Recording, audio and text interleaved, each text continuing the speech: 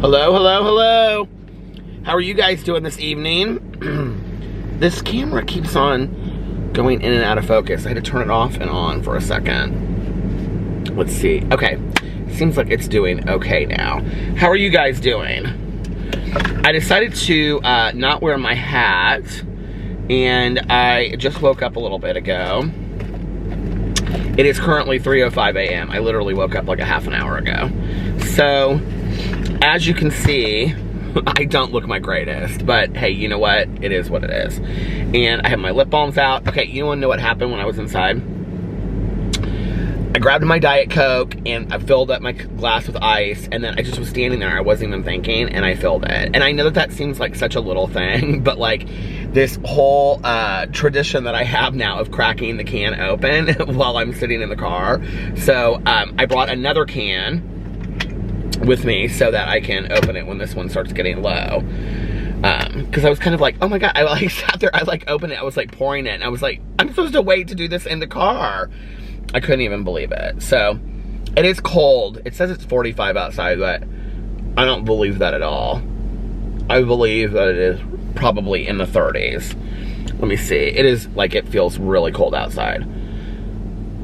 We had it was spitting snow earlier in Indianapolis today. Can you even believe it? Let's see what it says the weather is right now. I wonder why my car temperature gauge is always off on the outside weather. Yeah, it says 35 degrees and there's a freeze warning. Great. Happy spring. Happy Easter.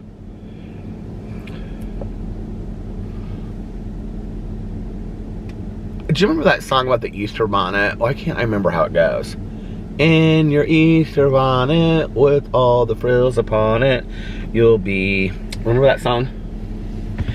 My mom used to always sing that song. Okay.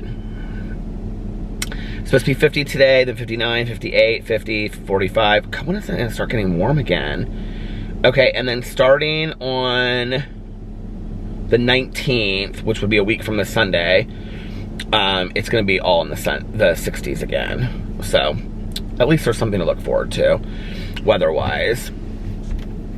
You guys, I had the most bizarre dreams tonight. I'm gonna probably be like all over the place in this vlog tonight. I kind of try to like smooth my hair over. It just doesn't matter. Nobody cares.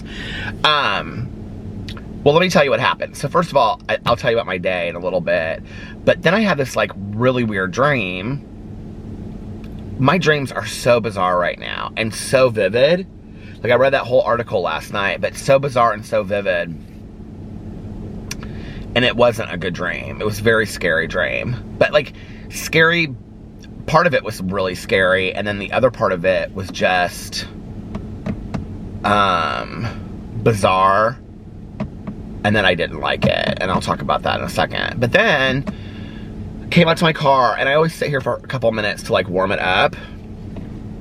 And so I was sitting here, I was just listening to some music, and I was like looking through like my social media and looking through my emails and stuff like that. And my friend that I made the video about the other day, she like started sending me all these emails. This is so funny because she just watched the vlog that I dedicated to her. And she sent me, hold on a second. Where are her emails? Did she send it to a different, she sent it to a different email. Where is it? Oh, no, I can't find it.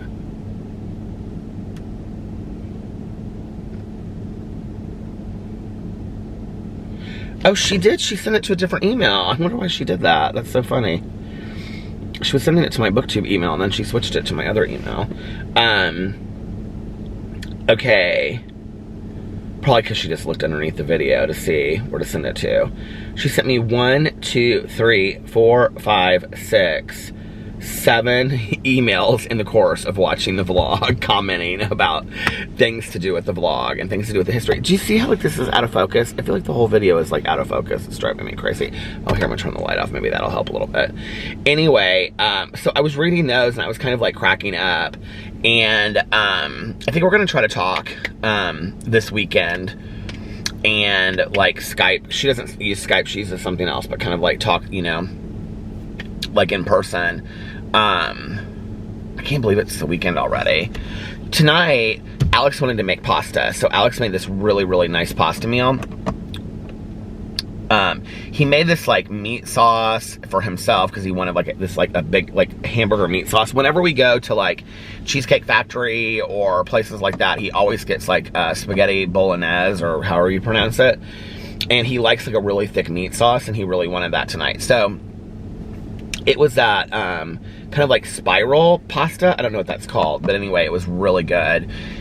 He had bought like 6 bags of it at Costco. It came all together, and so we made that, and I just put butter on mine with Parmesan cheese, but it was really, really good. Well, I was convinced that RuPaul's Drag Race was on tonight. I just was like, for some reason I thought it was Friday. I don't know why.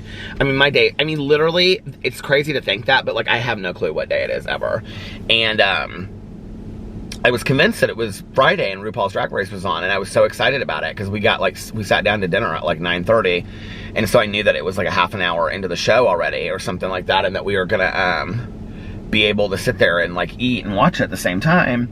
And then he goes, well, just tell me when the TV's on so I can like start bringing the stuff over there. So I was turning the TV on to get it ready, and I was like, it's not recording. I go, is it not Friday night? And he goes, well, I don't know what night it is. And I go, it's not, it's Thursday. I go, did the trash go, the trash was this morning, right? And he was like, yeah. And I go, it's Thursday.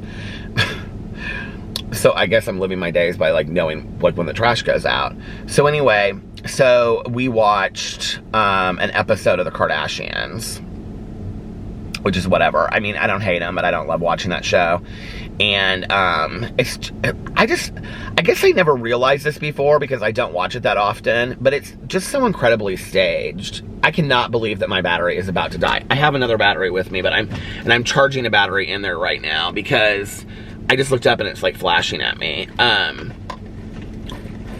forgot to charge my battery earlier. So when I came downstairs, there was no battery in the charger. I have this battery. I don't know how charged it is. Fingers crossed it's fully charged, but I'm charging another battery inside because I can't go through what I went through last night again. So hold on, I'll be right back. Okay, the battery that I brought with me is showing that it is fully charged. So I'm hoping that it is. And then by the time that maybe it's dead, if I'm still vlogging, I can charge the other one. I wanted to have all 3 batteries charged when I came up to the car, and I just completely forgot to put it in the charger. So anyway, I didn't get my videos up and done until like after 8 tonight. So let's see. First of all, I got up today and I lacked any kind of motivation whatsoever. So I made my coffee and I was calling some people and talking to people, and like literally every person that I talked to today was really struggling. Like every person was like, I'm just really down today. I'm really depressed. I just like, and I wasn't like, I have to say, when I woke up, I wasn't like sad, I wasn't down or anything like that. I just was lacking motivation. Like I just wanted to sit and not do anything all day long. And, you know, it's interesting because I'm the kind of person that like, I always have a lot of like projects going on, a lot of things that I'm doing. And like throughout the day, it's like, I always have like 10 or 15 things I want to get done. And I usually do. But like, when I get on social media, it's almost better for me, like, you know, I do my prayers and meditations and then I get on social media and whatever.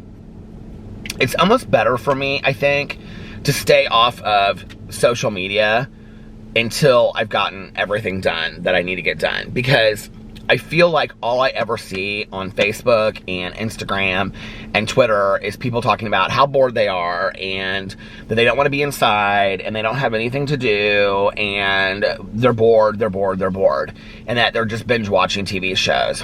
And so I kind of like get affected by that.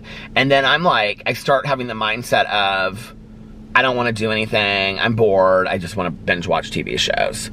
When the reality is, I have all these things that I want to do. So, you know, and the other problem is I get up so incredibly late right now. But I don't really mind because I'm kind of enjoying my schedule a little bit. So it is what it is. And me sleeping in has like allowed Alex to have like 2 hours. He gets up, he doesn't get up 2 hours before me. He gets up like an hour and a half before me. And he takes the dogs out and then he comes back to bed and he just kind of like lays there. And then he sometimes goes downstairs and he makes breakfast or a cup of coffee or whatever. And it gives him like an hour and a half before me to like get up and have some like, you know, time to himself in the morning, which is nice for him. But he's sleeping a lot because he comes to bed typically like a half an hour before like I'm getting up, because we'll kind of lay there in bed and whisper a little bit. So he came to bed about 2 o'clock tonight. We laid there and whispered, and he had some ideas for a review video that he's been wanting to do a bunch of review videos with me. I think he's really bored. I know he's really bored, but he's come up with a lot of like, he wants to do this How Well Do You Know Your Spouse video for my Peter Monn channel, and then he has like 2 or 3 reviews that he's wanting to do.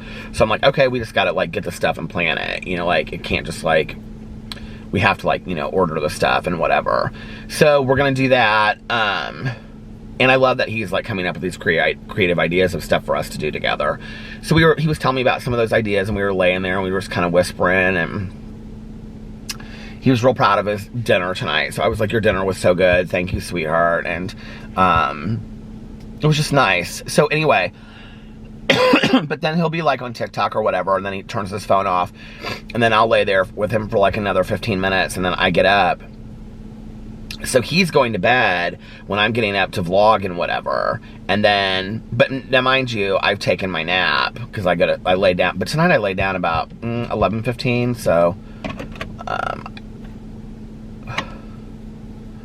well, he came up the first time right as because he was talking to Sarah on the phone, and he walked upstairs to get something, and then I said, are you going to bed? And he goes, no, I'm talking to Sarah right now.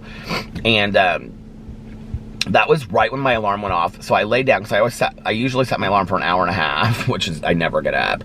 And so I lay down at 11:15 because I set my alarm for 12:45, and it went off right when he was upstairs. And then I like snoozed it once or twice more, and then he was upstairs. So he must have been up there for like an hour before tonight. I don't know. I was like half out of it. I was having like these horrible, weird dreams tonight. And, but it's nice. We always like lay there for a little bit. But he's sleeping a lot, because then he goes to bed and then he sleeps from like 2 to like noon or 1 every day. Noon is early. He's sleeping till like 1 every day. And I'm getting up about 2, 1:30 or 2. It just depends on the day, you know, and how late I've stayed up the night before. So anyway, I got up today and I drank coffee, made my coffee. I definitely will tell you that, like, I've been drinking that toffee nut, that Starbucks toffee nut creamer. I definitely like the cinnamon dolce much better if you're gonna buy one. The toffee nut is good, but like, I'm real kind of over it at this point. And the cinnamon dolce, I just kept on drinking and drinking and drinking. Plus, I left it for Mel in Arizona, like all the stuff that I didn't use in the fridge, I gave to her. And she told me, she said, that creamer that you bought, like, I really, really like it. I think she was talking about the cinnamon dolce one. It is so good. I don't know how to explain it. It doesn't even taste it doesn't have like a really strong cinnamon taste to it. But I feel like it just brings out the richness of the coffee. So I was doing that. I was talking to people on the phone. It was just like a couple of friends of mine that were really struggling. I don't know. I felt bad for them today. They were talking about just, you know, everything that everybody else is worried about, you know, financial problems and not wanting to go out because they don't want to get sick, and missing people and not getting to see people. And I was talking actually to Caroline today, you know, and she and I were talking about this, and I said, I know they can't do that, because she was like, you and I are such the same personality. And I was like, I know nobody knows, you know, like what the date is. But I said I would almost do better if I knew it was like, okay, it's going to be like, you know, August something. She's like, I'm the same way. I was just talking to a friend about that. That like, if I knew that like I was going to be inside for like, you know, I could do that, like, and not see people and FaceTime Tanya and whatever, even though we don't FaceTime, but like I guess I would start, you know. But like, I could do that and I could plan for that if I knew that were the case. it's the uncertainty that I think is really, it's so hard on everybody. You know, it's the uncertainty of not knowing. And,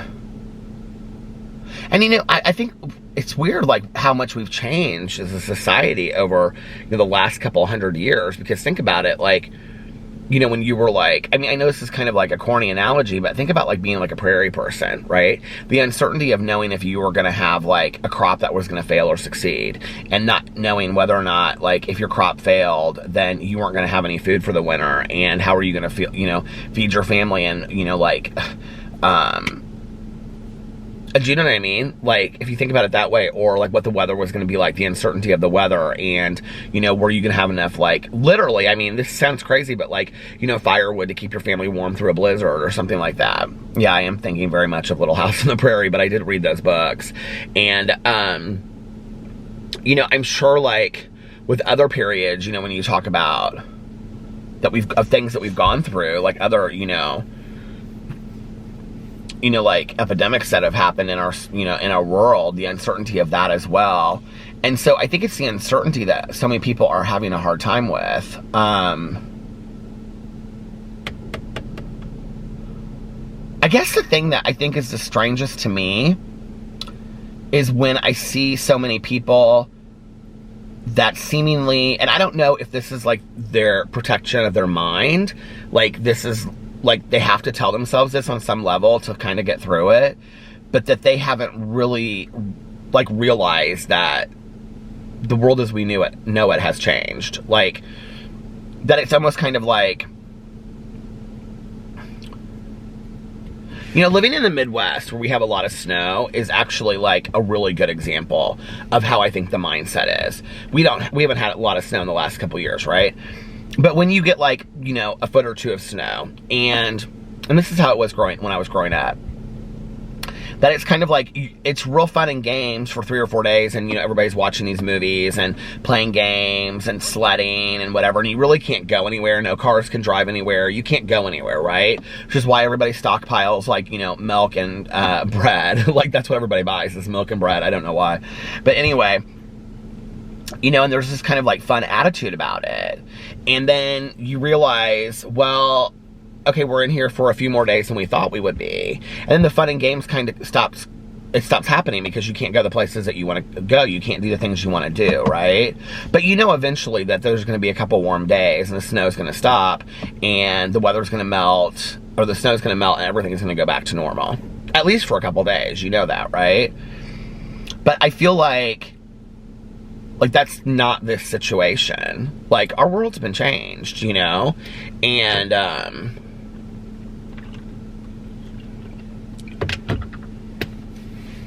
I don't know.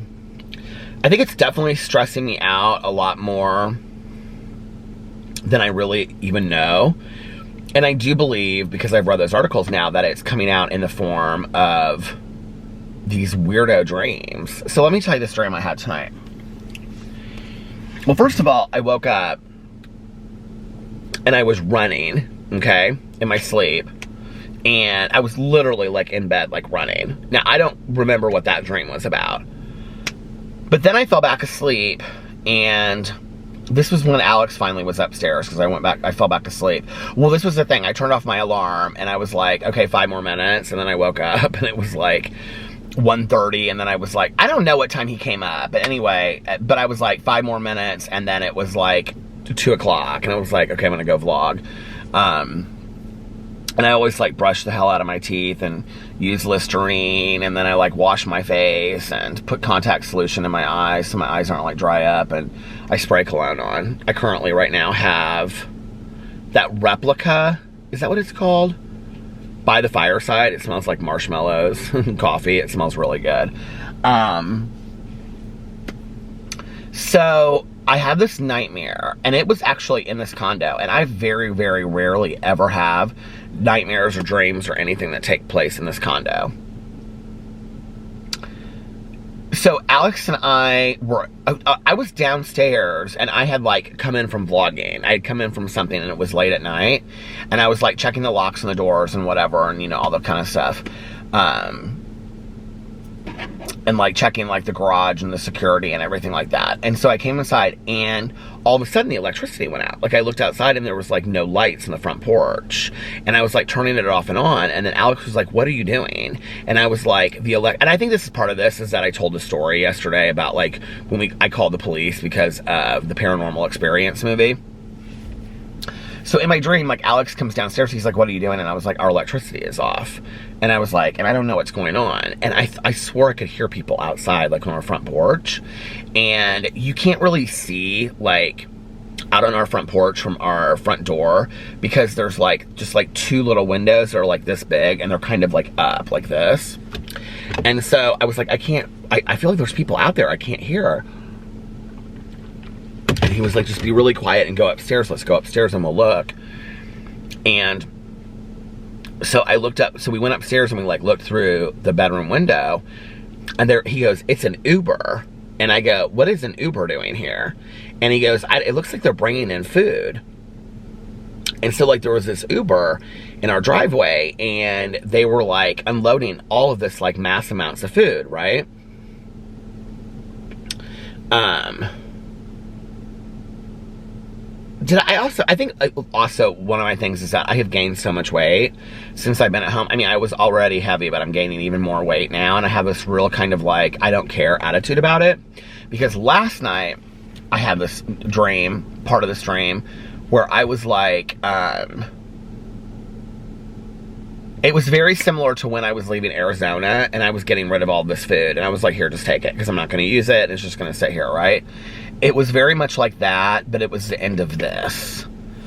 Like, all of a sudden, we could go out and do whatever we wanted to do, and we could go where we wanted to go, and I was like, oh my god, we have all this food that I'm never going to eat now that's completely wasted. So, anyway,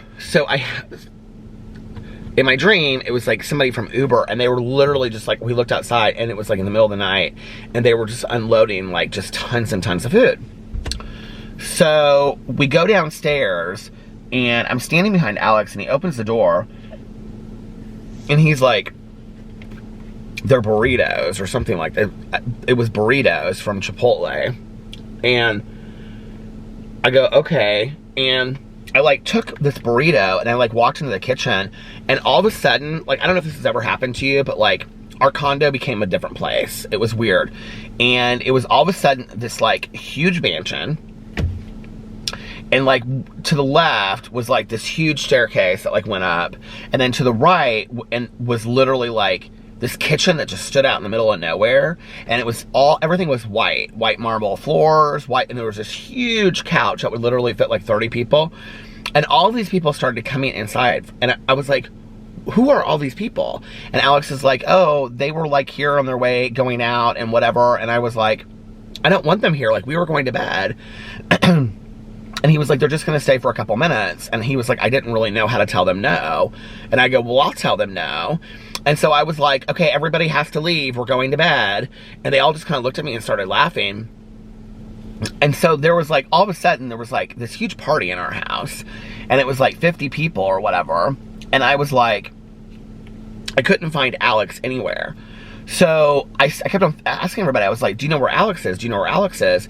And they're like, he's upstairs. He's upstairs in like this room. And he was like, so like, they're like, he's upstairs in his office room. And I was like, okay. So I start going upstairs, and around the, like as I hit the stairs, I look to my right, and there's Pee-Pee. Now, I haven't had a dream about Pee-Pee. Well, I've had one dream about Pee-Pee, and it was in my old house, and it was not a good dream. And he was like terrified in my dream. So all of a sudden I look over and I see Pee-Pee, and Pee-Pee's like running towards me, okay? Y'all know the movie Pet Sematary? Have you seen it? When there's something off about the cat and you just know it from the beginning. I had that feeling in my dream about Pee-Pee. Like, and I'm not emotional talking about this, it just completely freaked me out. Like, there just was something off about him, and I couldn't figure it up. And I was like, Pee-Pee, Pee-Pee, Pee-Pee, and he kind of just like looked out of the corner of my eye like he didn't know me, and that was the thing. I was like, he doesn't even know who I am. And so I like bent down and I picked him up, and his head was kind of like to the side, and he was like twitching kind of, but he seemed completely normal other than that. And so I started like going upstairs and I was like asking everybody. I was like, have you seen Alex? Have you seen Alex? Have you seen Alex? And it was really bizarre. It was like a guy, it was always a guy and a girl on either side. And they like had all just like gotten out of like a shower, and they all had like the women had like towels around their tops, and like the guys had towels around their waists. And it was just bizarre. And so I was like, where's Alex? And everybody was like, he's in the office. So I go in and Alex is like on the office floor and he's like trying to fax something. And I'm like, what are you faxing? And he was like, I had to fax the paper. It's like really, really important. Well, that came totally from earlier tonight, because Alex all of a sudden like whips out his computer and he's like doing all this kind of stuff. And I was like, what are you doing? And he was like, I totally forgot I had to do this to like work stuff today, right? And so he's like, I'm doing some of this stuff right now, blah, blah, blah, blah, whatever. And I was like, okay. And that was when I laid down. He was like, I'm going to do some of this work stuff. And I was like, okay. So I said, and so then Pee-Pee came into the room. I had put him down at some point, and he goes, Pee-Pee. And Alex starts freaking out. And I'm like, but I don't think that's Pee-Pee. I think something's wrong with him. And we were like laying on the floor, and we were both like holding Pee-Pee and playing with him and stuff like that. And then he started like really like hacking coughing, but it wasn't like how his cough used to be. It was like different, and it was weird, like a human cough. And I don't know, it was just like really weird. And then he just kind of started getting like all noodly and falling apart. And then all of a sudden he just was like gone. And like Alex is like, he's gone, he's gone. He was like, Alex was like panicking again. And then I woke up. I'm not having good dreams. Like, I don't know what it is. I don't know what I'm stressed out about. Well, obviously I do know what I'm stressed out about. I'm stressed out about what's going on in the world right now. But the weirdest thing is this, like, if you stopped me at like 3:30 or 2:30 during the afternoon and you said, are you stressed right now? I would say, no, I don't really feel stressed out. Like, I just don't. Like, I feel very calm and peaceful throughout the whole day. Like, I don't feel like my mind is spinning. I don't feel super freaked out. I just feel like normal. So I don't know. I don't know if it's like maybe I have some anxiety that I'm not aware of that's related to all this. I'm sure I do. I can't imagine that I don't, you know, that is coming out in the form of these dreams. But like literally every time I fall asleep, I'm having weirdo dreams, like every single time. And I did not like that dream at all, because I have hoped and prayed for having a positive dream of Pee-Pee since he passed away. I was talking to Caroline about this the other day, because she was saying that she's been having a lot of dreams of her mom recently. And I said, and she was telling me that one of them was they were planning a party together. And I said, that is so funny. I said, she goes, well, that's what Mom always did anyway, was she loved to plan parties. My aunt always planned parties. And so I said to her, I said, there's a bit of like Jane and Vivian, there's a bit of that that's a little bit a play off my aunt, because my aunt was like in the junior, she was president of junior league and always doing dinner parties, and like, you know, so there's a bit of that I have played off of my Aunt Kathy a little bit, who I love and miss so much. And but anyway, she was telling me that they were planning a party in her dream, this one dream that she had. And I was telling Caroline that supposedly, like, you know, spirits will come and visit you, like, but they'll in a situation that is reminiscent of like a situation that you would normally have on Earth. So you won't feel like scared about the situation. It won't feel weird to you. It'll feel very normal. I don't know. It just is like both dreams that I've had of Pee-Pee have not been good. And I just wish I would have like a good dream of him, you know? No, that's not me crying. I'm like congested. You should hear Alex. He's literally sneezing every 5 seconds because of his allergies. And he doesn't take the lame-o allergy medicine that I do that melts in your tongue. He takes like allergy medicine. I think he takes like Claritin or something. And he's like, oh my God, tonight he was like, oh my God, my allergies are driving me crazy. So yeah. I wish I would have some good dreams though. It's not so much like I'm freaked out to go to sleep. I don't feel that way. And I would say that they're not terrifying nightmares. They're just weird. they're just real weird, you know? I can't really wrap my head around it, what the dreams are about. So anyway, after I talked to my friends today on the phone, trying to see who I talked to. I talked to Caroline. I talked to Tanya. I talked to Tanya like 3 times today.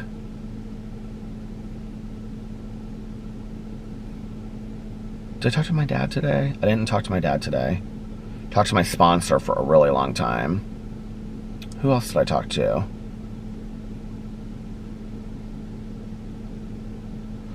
Oh, I talked to 2 sober friends of mine.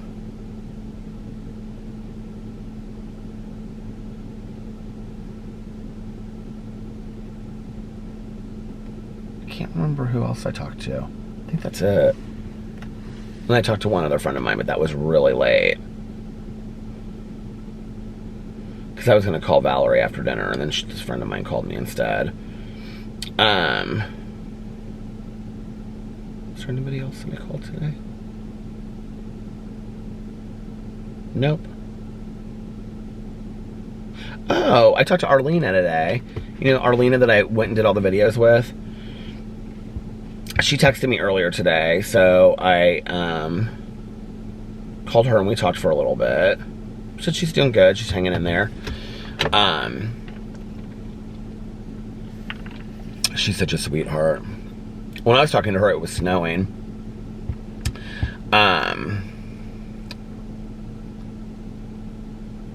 What else? Yeah, so then I made videos and was getting those up, and Alex stayed upstairs while I was doing that. He was watching something on TV. I can't remember what he was watching, but he was upstairs with the dogs.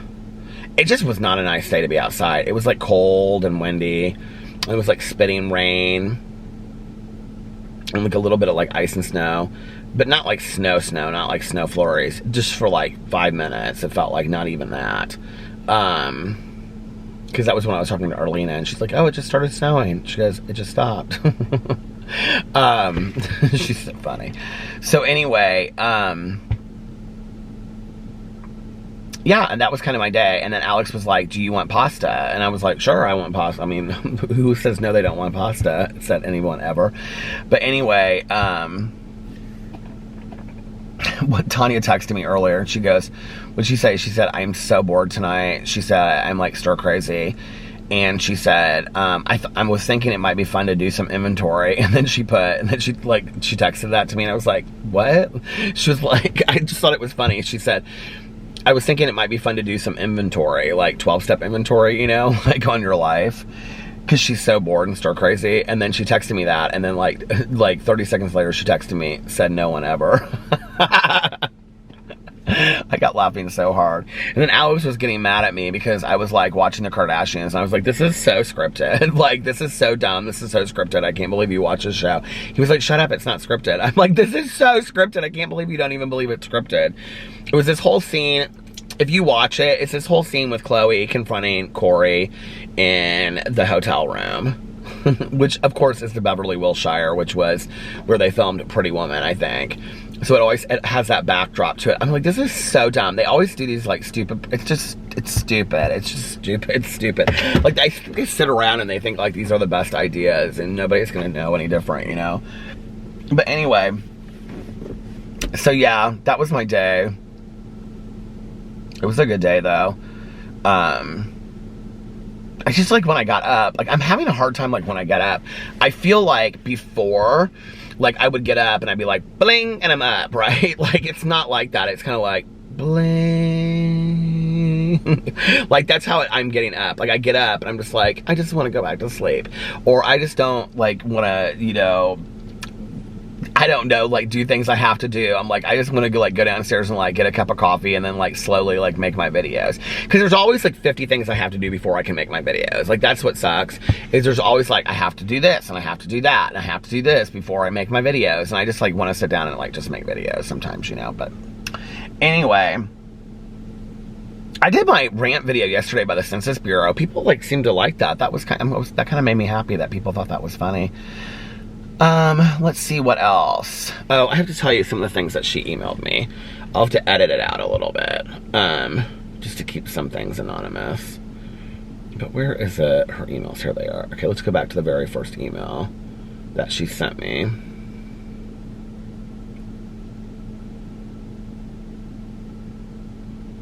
Okay, so this was yesterday. I don't know what time. Does it say a time? 8:26 a.m. How do I not see it?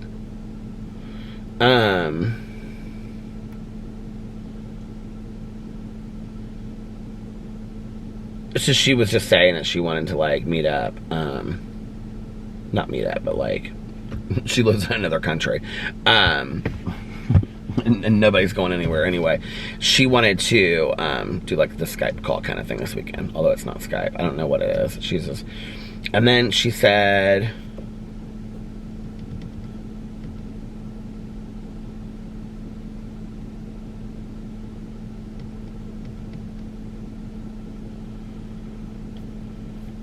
she was confused, like the night that we met, which guy it was, and it was one of two guys, and it was the second person that she thought it was. But then she said, oh my god, my car. She said my Supra. And then she said, anyway, do you remember that when we met you had a breathalyzer on your car and we had to get strangers to start the car one time? Yes, I remember that. Not my proudest moment. Let me see, I have to show you. She sent me a video of something.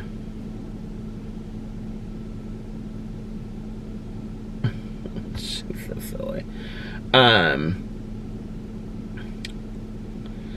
And then the next email is her saying it's my car. She goes, I drove a Pathfinder. She was like, it was the Pathfinder that had the breathalyzer. That was just an email all by itself.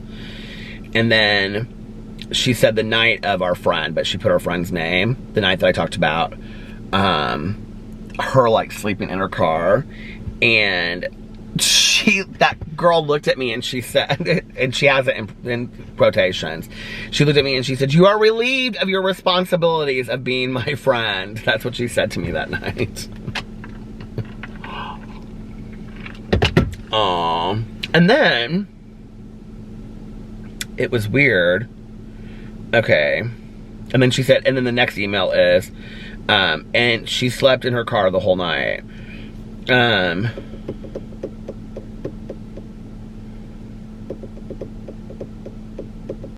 I literally was like going through these emails and like I was like talking to myself, like looking down, and I looked up and it was, the camera was completely like black. Not like it had stopped or anything, but like it had stopped and turned itself off and everything. It just hadn't like receded into itself yet, because I would have heard that. And I was like, oh, anyway, there was only one last email, but the last email, I was reading the one about her sleeping in her car, and then she was talking to me about, she and my mom had gotten into this argument, and I think I may have talked about that before, but anyway, she remembered it specifically because she was saying that, she was telling my mom, we were talking about like kids getting DUIs, because I had had some, and that she looked at my mom and she said, you're not responsible, like it's not your responsibility, it's not your fault that he drinks and gets a DUI. And my mom made some really nasty comment to her. Not like nasty, but she was like, you're not my daughter. And was like, you know, like, and you're not going to be my daughter. And so she, which this would have been prior to my mom getting sober, because her attitude changed so much later. But what I didn't know was, she said in here, hold on, let me read the attitude. Let me read the attitude, I can read that. But what she said on here was, that was Thanksgiving, and your mom and me after that got to be friends, and I feel bad that we lost touch the way that we did. Your mom and me had a better relationship after I moved away, even if it was by mail. I never knew that my mom and her like wrote each other. I never knew that. You know, and so that's just so bizarre to me. And I know that like my mom would bring that up. Like, that was one of the things that she would bring up. is that she always had felt bad for saying that to her, because she was like, you know, like later she would say, I don't treat people that way, you know, like, and she would say, and I felt so bad, but like, you know, I felt so guilty for your drinking, and, you know, blah, blah, blah, blah, whatever. And she always associated her with my drinking. And I think that was hard for her to kind of separate that. Because then later when I got sober and she was so supportive of me being sober, my friend, she would say to me, my mom would say to me, like, I just think it's so nice that she's so supportive of you. Like, you have a lot of friends that have not, like, you know, like, I haven't seen or heard from them since, you know, you got sober. So, but she always felt bad about, like, that argument that they had. And that was, like, the only argument I remember them ever having. And she came to, like, every Thanksgiving, every Christmas, because her family didn't live here. And so she would come to, like, all of our holidays, all of our birthday dinners, everything. And I can remember my mom felt really bad about that. I think that, you know, like, that's why it's important to, like, that's the whole amends process, you know, that we're able to do. And, you know, I don't know, I was actually talking to my sponsor about that situation tonight, because I can remember when I lived with her, and this was when I was still drinking, and, like, one day she and I would be, like, in this very, like, you know, fighting, chaos, arguing, whatever. And I mean, we were so close. We were literally so close, you know? And I would call my mom up on the phone, and I would be like, oh, Mom, she's driving me crazy. I can't effing stand her, and I'm moving out. She's got to move out, or I've got to move out, or one of us has, because blah, blah, blah, blah, whatever. And my mom would be like, well, you know, because she would be real worried, like, you know, and she'd be like, well, you know, like, what do you need me to do? Like, you know, what's the situation? And I'd be like, oh, there's nothing you can do. You don't understand. Like, it's so horrible and whatever. Well, then 2 days later, and this is very much the life of an alcoholic, right? Or an addict, is that if you have an alcoholic or an addict in your life, you'll know what I'm talking about. It's either high dramatics or nothing at all. It's just, and you never know what you're going to get, right? So one day I would be calling my mom, and I would be like, oh, I've got to get her out of here. It's horrible. Like, I don't know what I want to do, because she wore my biker jacket and got a cigarette hole in it or something. You know what I mean? And I was ready to kick her out and be done with her forever. Because that was selfishness and self-centeredness are the root of our disease. And so everything was about Peter at that moment, right? Oh, you wore my shirt out and you got a red wine stain in it? Well, you need to move out. I can't be bothered with you anymore. You're not my friend, right? So I told my mom that one time. Like, I was like, I can't even remember what it was. Like, obviously, it was like 30 years ago, 25 years ago. I was like, I'm so done with her, Mom. I can't, like, blah, blah, blah, whatever. And then 2 days later, I was talking to my mom on the phone, and I do remember it was 2 days later. It was like 2 days later, because my mom said to me on the phone, it's been 2 days. And she said to me, like, well, so what are you going to do about the situation? Like, is she going to move out? Like, what are you going to do? And I probably said her name sometime. Well, I've been talking about her on here before. And I don't really care. I'm trying to help her keep her her anonymity, the confidentiality of my good Judy. But anyway,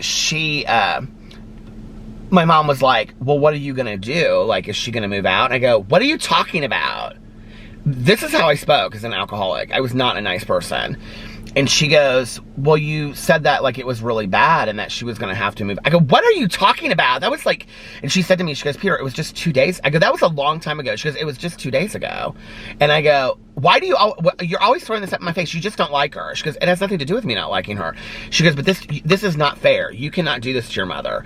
You cannot ask me for support and to help you, okay? And then all of a sudden, I'm concerned about you and I'm protective of you, that I don't want my son's feelings to be hurt, or, you know, whatever. And she said this to me on that day. She goes, I don't care. She goes, if it's your friend or boyfriend or whatever, I will always take your side because I'm your mother. And she said, period, end of story. And, which I think led to that argument, which was why, you know, like, I think my mom was making it very clear that day, I'm his mother, not your mother, kind of thing, you know? So anyway, she just got very upset with me, and she said, don't tell me stuff in the future. That's what my mom said to me. She said, don't tell me stuff in the future. She goes, it's too unfair to me. She goes, because you want me emotionally invested in caring about you, but then 2 days later, it doesn't matter anyway. So she's like, that's not fair. So she said, don't tell me about your crap anymore. I don't want to know about it. But I did. I did, though, for the next 20 years or however long my mom was alive for. We told each other so much, you know? And, you know, like, one of the things I'm really happy about in retrospect is that my mom got to really know and be close with some of my closest friends, you know? And, you know, I feel very blessed about that. I'm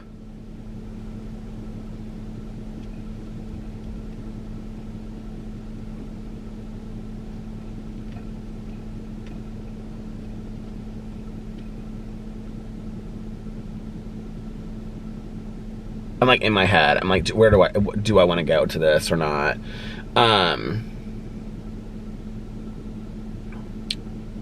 It's nothing like anything hugely private. It's just like some things with my ex and I and how much my mom loved him. And she had held on to a Christmas present for him for so she'd gotten him a Christmas present, and we broke up at the beginning of December, and my mother she adored him. She loved him. Like, he was a son to her, you know? And she was like that with my boyfriend before, too. But I would say my ex-boyfriend really so. Like, I mean, he came over and he replaced batteries in her car and fixed all kinds of stuff for her. We traveled together. We went to Gatlinburg, Tennessee a lot together. You know what I mean? We went to casinos and stayed overnight. Like, they were friends. Like, they were really good friends. And he and I think he would admit to this, he just wasn't great with any kind of confrontation, positive or negative, you know? And so when we broke up, he didn't really know how to handle talking to my family, of all of which, like, reached out to him, I think. And, like, even Tanya, like, reached out to him, and, like, he didn't really know, like, I mean, he talked to her, but he didn't really know, like, he felt very much like it was, like, okay, those are Peter's people, you know? And I think he didn't know what to do with that. Well, that's not who my family is or my friends have been. They've always been like, just because you guys broke up doesn't mean that you're not going to be in our lives anymore, you know? Hell, my dad and my aunt, my mom's sister, knew each other,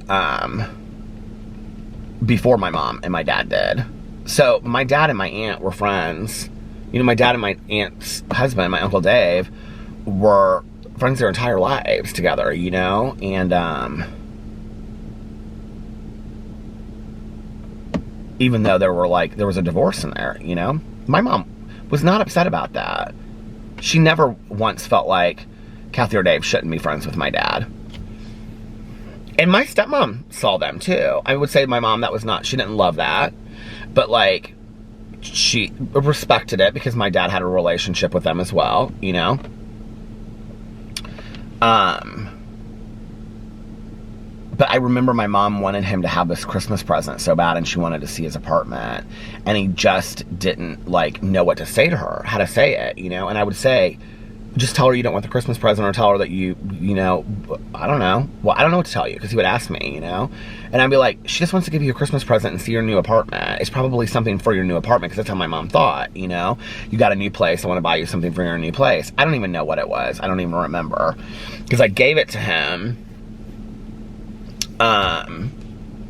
So this is what happened. So he put her off and put her off and put her off, and then my mom got real sick. So then it was the very end, and I called him, and I said, like, he was so important to my mom. And I said, I would really like for you to come and say goodbye to my mom. And he goes, is it really that bad? And we had been talking, but not, like, a lot. And I said, yeah, it's bad. Like, it's Thursday or something, whatever day it was. I think it was Wednesday or Thursday or something. I think it was Wednesday. And,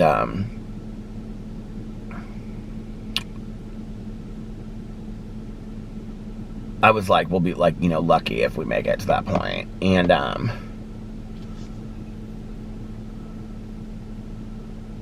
he was like, well, I don't want to come there And I go, this isn't, he goes, I don't want to come there and like have to see like your aunt and your dad and your cousin and everybody. I go, this isn't about you. First of all, this isn't about you. Okay, this is about my mom.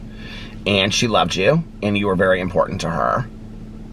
And I said, and all I'm asking you is for you to come and say goodbye to her. And he said, okay. He said, but can you make sure that they're not all there? Because I don't want to run into everybody. And I was like, absolutely. So I just told everybody, I said, can you just like be gone for like a half an hour? So he came in and that was really hard.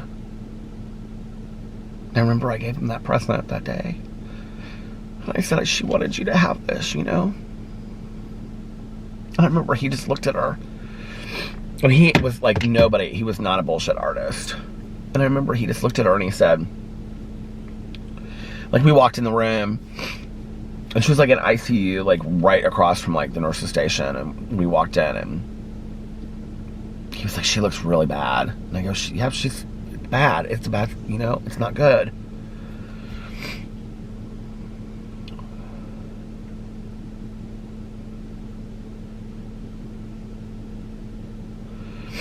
I think about that whole thing with people like coming and saying goodbye to her.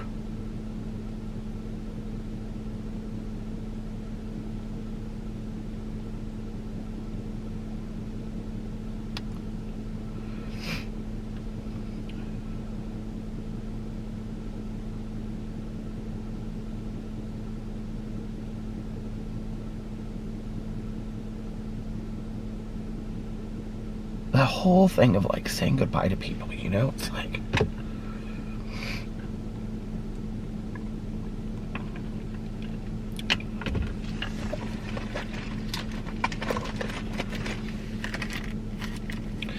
maybe I just needed to cry, I don't know.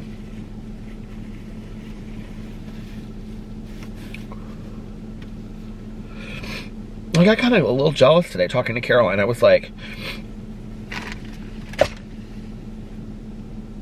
nobody comes and visits me in my dreams. I know that's such a childish way to look at it.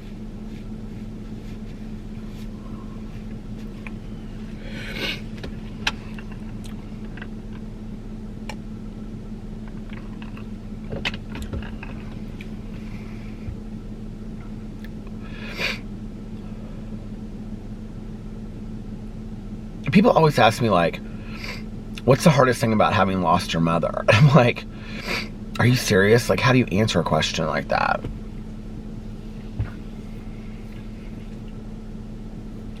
Like, it's every time I do a Q&A, I always at least get that question once, right? And I'm like, well, you don't have a mother anymore, first of all.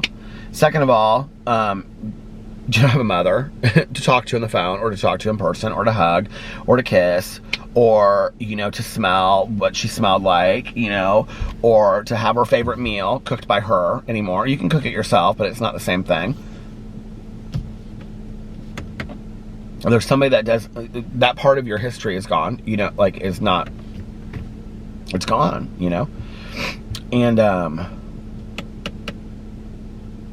but like one of the really, really hard things is like I'm really happy that my mom, like I'm really happy she hasn't been here for the YouTube stuff. I don't think she would have understood it. I don't think she would have understood me getting on video and, you know, my mom was somebody that she was not somebody that lived her life out loud. She just wasn't. She was very protective of private things, you know. My dad is somebody that likes to live in private too, and I respect that, you know, which is why my dad hasn't been in any of my videos. And I think that my dad would be in a video with me. Like, I think if I asked him, he would be in a video with me. Like, he wouldn't say, no, I'm too private of a person. He'd be like, yeah, sure, let's do it. I think he would totally be down to do it. But I know what I'm opening my dad up to. You know what I mean? Of the cruel people out there that have no sense, and I don't know who raised them, but they were raised in a cave or something because they have no common sense and they treat people like crap. And I'm not opening my dad up to that.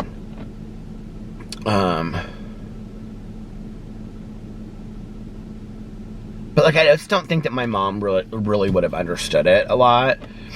I think she would have,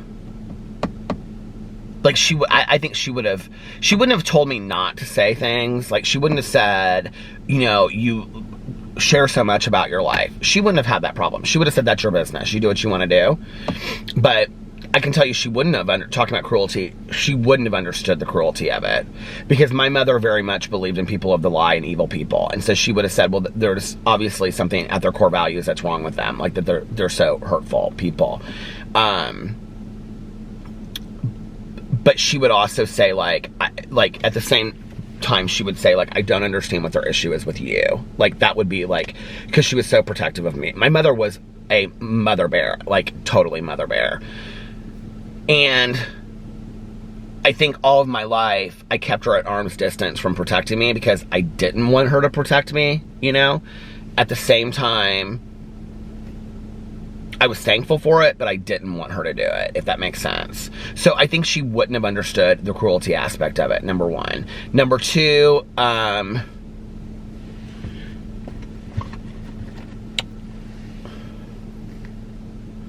think technology-wise, well, you know, it's interesting. I'm sitting here thinking to myself, like, would my mom have watched my videos or would she not have?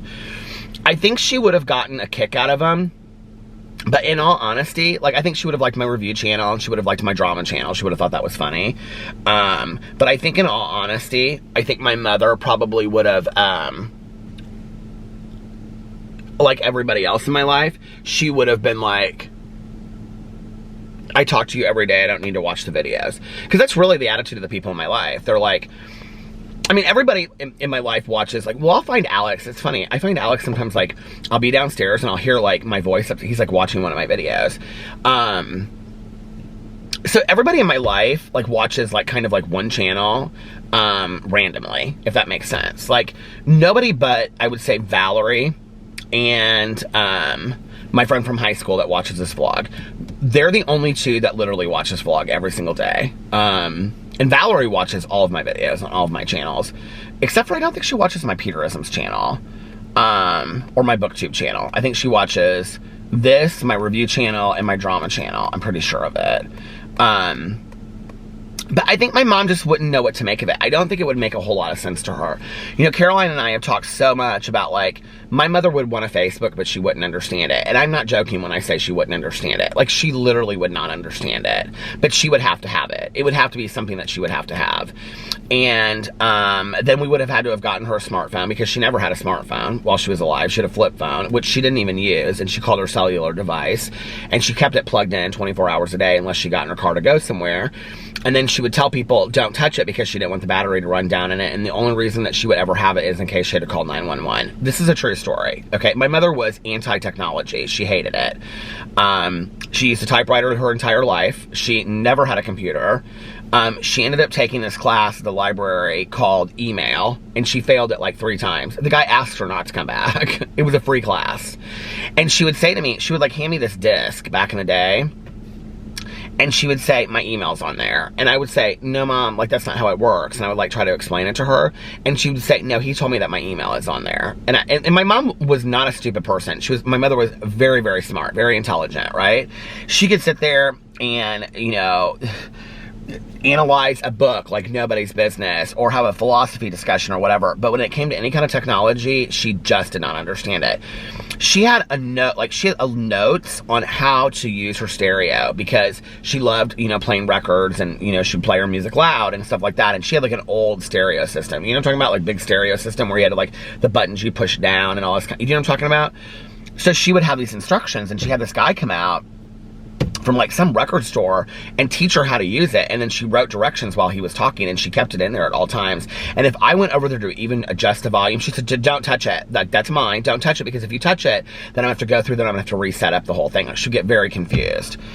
She's like, oh my God, that email thing, I'll never forget it. I mean, it's kind of funny in retrospect, and I used to always tell stories about it, but, like, when you lived it, and she would always want me to do something for her or fix it, but, like, she didn't understand. But then she didn't want me to either. Like, I'd start fixing it. She'd be, no. If you're going to do it, you have to show me how to do it, because I won't be able to do it myself the next time. That was how it was. And so, like, I would be like, okay, Mom. And so, like, I would start showing it to her, and then she would, like, 50 question me. And it would be something so simple, you guys. I mean, like, seriously, so simple as, like, I'm trying to think of an example. Like, how to record a voicemail message on, or how to record a, because she never had voicemail. How to record a, what do you call it? Why can't I think of what the box is called? Answering machine message. And then, after we would go through this whole lesson, she would say, now I want you to record it. And I would say, what do you mean? And she'd say, I want you to record it, and I want you to say, we can't come to the phone right now, because then when people hear it, they'll hear a man's voice, and they won't think that I'm a single woman living here alone. I'm telling you guys, it was a lot. It was a lot. And the thing was, my mom was just such a genuinely caring, compassionate, and loving person, and she was so wise. Like, literally, I mean, the woman was one of the smartest women I've ever met in my entire life. One of the wisest women ever, but could be extremely difficult. And the thing is, when she got sober, that difficulty over the period of 13 years waned away. I would say, like, the last 5 years were the best years of her life. We really didn't ever have, like, arguments and stuff like that the last 5 years. Those were the best years. We really had a lot of fun. My mom got sober at 51. So I would say late 50s, she just really let her hair down. I mean, like, you know, I remember she got this real edgy haircut, and it was very, like, she had all her life, she had, like, a bob, like, not a bob, but, like, a long bob, or she had, like, you know, long hair with, like, bangs, and she would wear a ponytail, and she got this just real edgy haircut that looked like Victoria Beckham, and it was, like, platinum blonde, and she started wearing all black, except for hot pink would be the only color that she would wear, and her outfit every single day was, like, black pedal pushers, tight, or jeans that came up to her, like, ankles, and then she would wear, like, really high stacked black, like, sandals, because she was so short. She was 5 foot. And then she would wear, like, and then she also, my mother was extremely big breasted, and it had always been all her life. It was something that she was completely ashamed of. And I think it's been a while since I've told this story. So when my mom started developing really young. The majority of her life, she thought she was a triple D. She got sized like 5 years before, I don't know when it was, before she passed away, and she found out she was a J. She was so embarrassed. She couldn't believe it. But anyway, she, like, ordered all these bras and stuff, but then she always just used jogging bras because she said they were more comfortable. She's like, just like I have one big boob anyway. She's like, I don't even really care. Nobody else was looking at me anyway. But when my mom was in high school, these boys were looking through the windows at her. And I've, like, gone on and on and on and told this story, like, at length before, but these boys were looking through the window at my mom. The battery is getting low. It's going to start dying here soon. I'm hoping that the other battery inside is getting charged a little bit. So my mom's stepdad at the time, like, went outside with a shotgun and called the police, and, like, the police came. And when the police came, okay, they asked my mom, this would have been, she was like 14, I don't know, 13, 14, 15 at the time, somewhere in there. So this would have been in the 50s. The policeman asked my mom if she wore tight sweaters to school to entice the young men. Now, mind you, this was a radical feminist on the rise, okay? That's who she became after college. And that sat in her head all those years.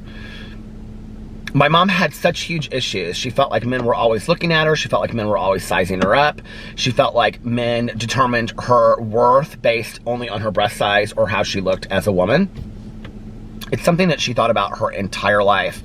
And I remember it was only when she was in her, like, late 50s that she started wearing V-neck t-shirts. And she was like, I don't really give a, you know what? She's like, if they want to look at my breasts, they can look all day long. But that's not what, you know, it's up here is what's really enticing. But she kind of let go of it all. And the last 5 years were such great years for she and I. We hardly ever argued. We got along so well. I mean, there were some arguments in there, I'm not going to say that. But, you know, like, that was, like, the first time that she just was a different person. I don't know what really changed in her, you know?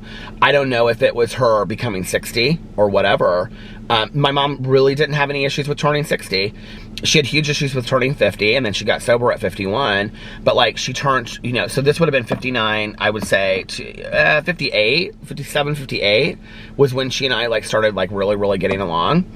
And we always got along to some degree, but when we really,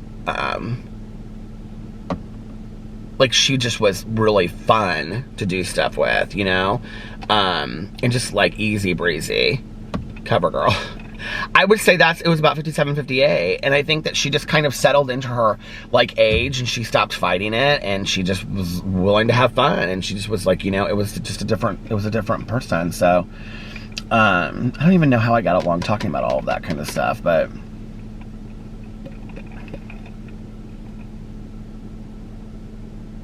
You know, I never did ask my ex what she got him for Christmas. I to this day don't know.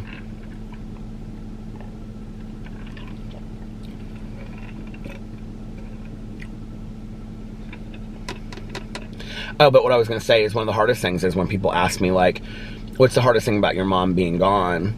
It's definitely, like, her not being able to experience the things with me. That's what I was going to say, like YouTube or, like, writing a book or whatever.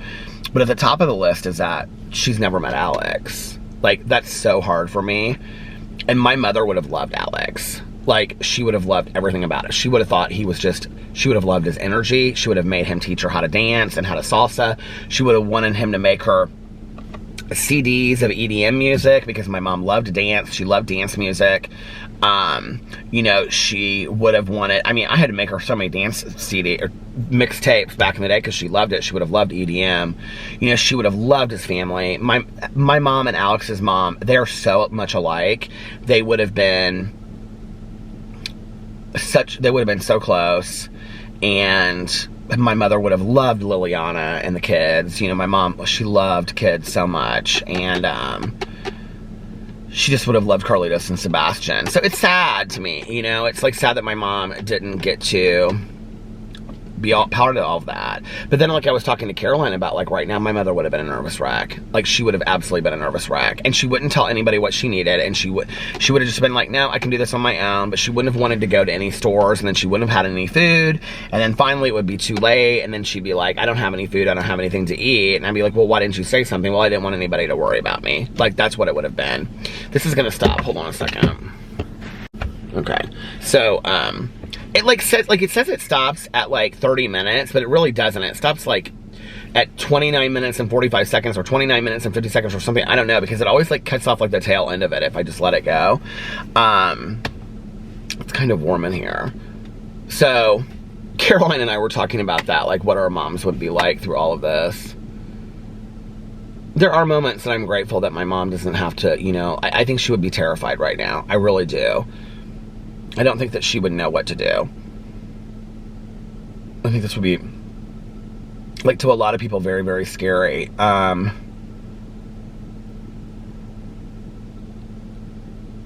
I think my mother would also, because she was somebody that loved to watch the news.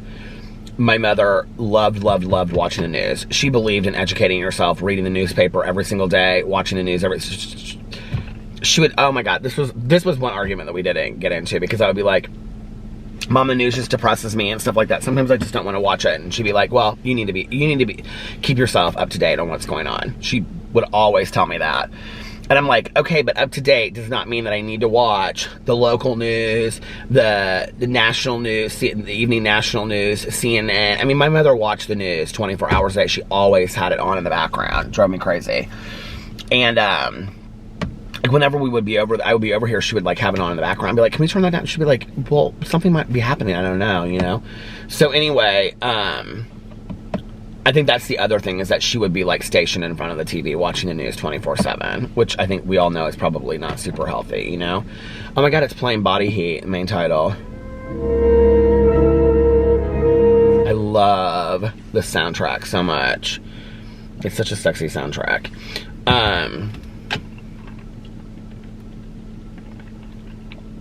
I don't know.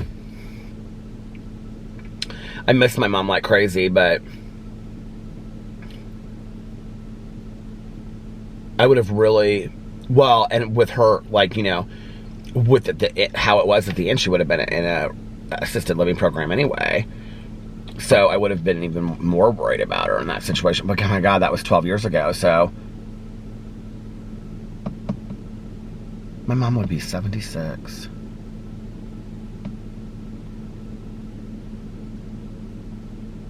Yeah. You know, I always thought that my mom would live to be so old. I really did.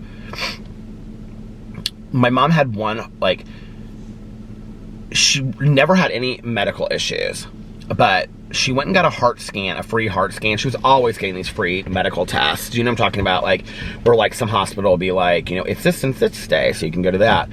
And my mom, like, swore by going to her gynecologist. She was like, she loved this woman, was her doctor for years and years and years. But there was some hospital here in town, they were like offering like free heart scans and stuff if you were like over a certain age. And so she went. And it was like this intensive heart scan thing that they did. Like, you got a whole report back on it. Well, it came back that my mom had had a heart attack. And, like, it showed, like, somehow, like, the age or where it would have happened. She had no recollection of it whatsoever. And, like, after that, like, she was very worried about her health a lot. But, like, I remember when that test came back and she and I talked about it, and she was, like, so weirded out by it. She was like, I had a heart attack and I didn't even know it. And she did follow up, too. Like, it wasn't, like, just, like, oh, the test came back that and then she believed it. Like, she did follow up, and it was, like, she had had a heart attack. And I don't think it was, like, a huge thing. I think it was, like, a minor thing or whatever. But, like, I mean, I don't know how minor or major they are. But she had, and, like, I remember it really, really scared her. To the point of where, like, she, like, her health changed, like, literally overnight. Like, before that, she ate a lot of crap. And my mom was never a heavy woman. She was, like, always petite. She wasn't, like, super skinny or anything like that, but she was petite, you know? And she could pretty much eat what she wanted to eat. And after that, my mom was, like, that's when she got on this whole, like, Dr. Oz kick. And, oh, my God, I would always be, all she wanted to talk about is Dr. Oz. And Dr. Oz says you should only eat blueberries. And then she'd be eating blueberries every day for a month straight. You know what I mean? It was always that, like, antioxidants and talking to me about all this kind of stuff. And, you know, like, just whatever. She was always, you know,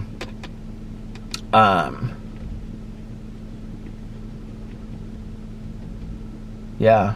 But I thought my mom would live for a really, really long time. Like, I honest to God thought she and my Aunt Kathy both would live to be in their 80s. I don't know why I thought that. Caroline and I used to talk about it a lot. I thought they would both be in a nursing home together. That's honest to God what I thought would happen. Well, you know, like my Uncle Dave, it's interesting that he was the last to go out of the three of them because he was a long-term heart patient.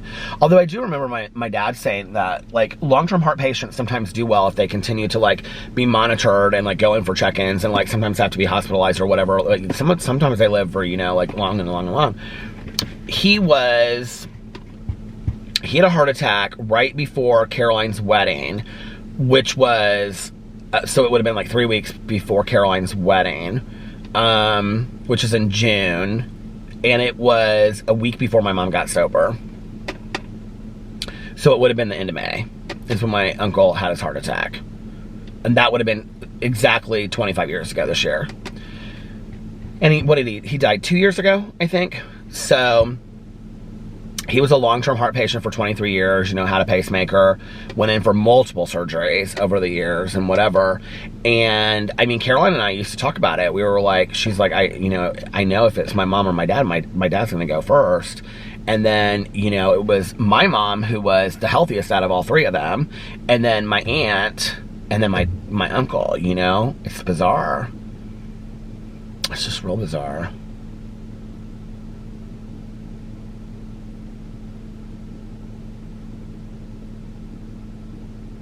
Do you know, like, when they say, like, do you remember where you were when such and such happened? You know, it's so interesting, like, I remember being here when Caroline called me about my aunt. And I remember what she said.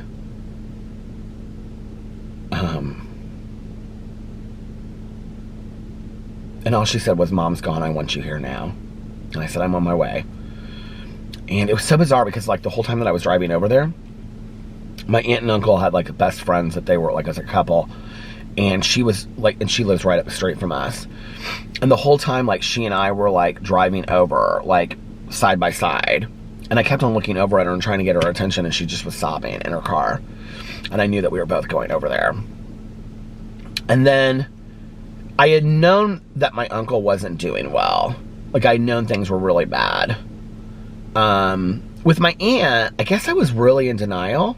She was like going into hospice that day. So the story with my aunt is that she was going into hospice. They had arranged this hospice, but they didn't know. And they had told Caroline it could be like 2 months or whatever. And I didn't really understand hospice. And I didn't really, I mean, I understand it, but I mean, I've known people that have been in hospice for really long periods of time, you know?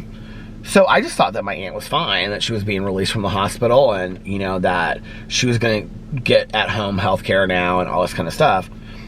And, I mean, I understood the difference between, like, that hospice. I knew that it was end-of-the-life hospice. I knew that. But I'd also known people that had done that and weren't going to go back to the hospital, and it had literally been, like, 3 to 6 months. So I didn't think it was going to be, you know. So Caroline had called me the next day and she said, we're, you know, whatever. Well, they had gone in, they had gotten my aunt in her pajamas. She wanted to be in her own bed. She wanted to be in her pajamas. She wanted to be able to look out over the lake. And so she was, and Caroline went out, they like got her all situated and comfortable, and she was fine. And they went, and I've heard this, that this story is so normal. I've heard this from now, since whenever I tell the story, people are like, oh my God, that happened to my aunt, or that happened to my mom, or that happened, you know, that happened to my dad, or whatever, you know, or grandpa. And Caroline went outside, or went out to the other room to sign the paperwork. And they came back in one last time to check before the hospice people left, and she was gone. Like, and it was literally less than 5 minutes. And they were like, she just wanted to be at home. Now, with my uncle, he had decided that he was going to stop, like, certain things. I don't really know in retrospect what it was, but he was going to stop certain things because, and he didn't want to go back to the hospital. And I remember it was, like, a really difficult decision for them. Well, for Carol, I mean, it wasn't Caroline's decision. It was a difficult decision for him, but he was like, I can't do this anymore. Because he was literally going to the hospital, like, every 3 days. And he was just like, I can't do it anymore. So apparently they had some conversation, and he went into hospice too, but he was at home for a while. I would say a couple weeks, maybe. Oh, my battery's gonna die. I'm not gonna go in and get my other battery. I'm too tired. And it's almost 4:30 anyway. So, listen, I'm gonna get off here now. Sad, sad stories. But you know what? You know what the blessing is about all of it is? That I have been so blessed to have such amazing people in my life that have loved me and cared about me. And the other thing is, and I say this to people, and sometimes they don't get it right away, but it is such a privilege to have been part of somebody's life, but then for them to allow you to be part of their passing too. And, you know, even though I wasn't there for my aunt and my uncle, I was able to be there for my cousin Caroline.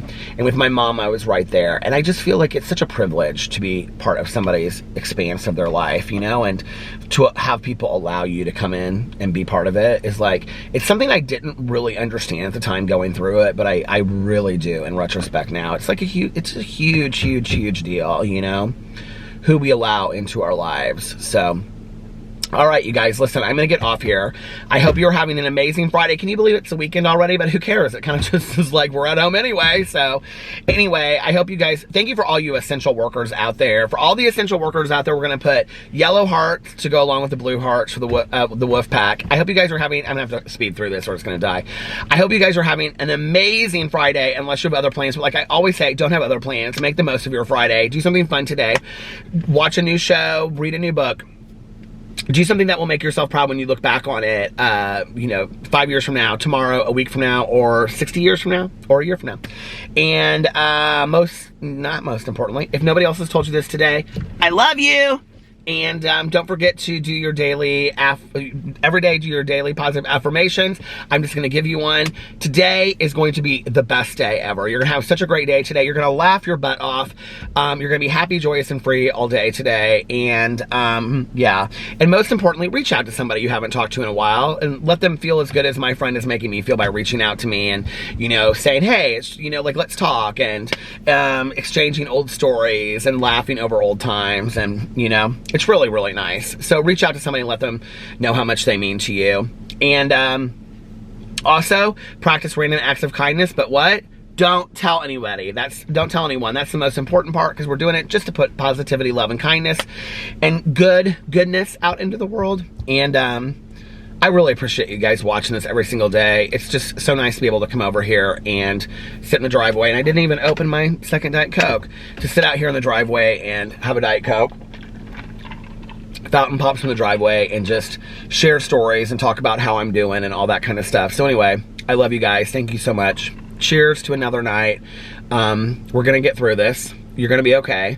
And I love you guys, and I will see you tomorrow. Bye. Love ya.